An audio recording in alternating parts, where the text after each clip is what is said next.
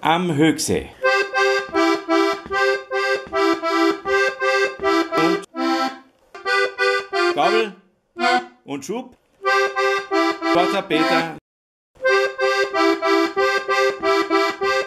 Und schwarzer Peter, Zug.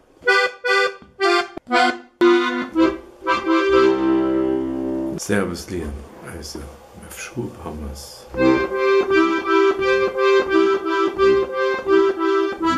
Dreimal. Auf Zug noch einmal mit der Gabel und wieder ein Schub.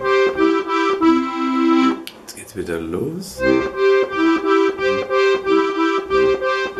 Also da hin und her blödeln, dreimal.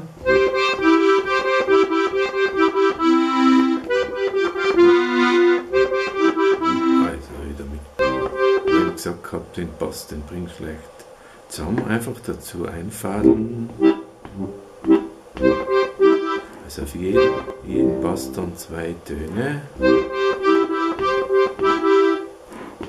Und da nicht springen, sondern bewusst da 2, 3, 4.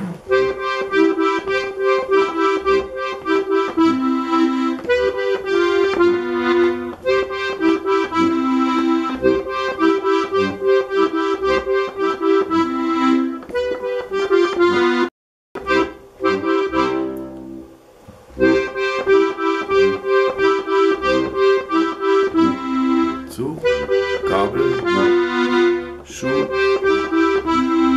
und das ist das ganze Gesatzel, das wiederholt sich.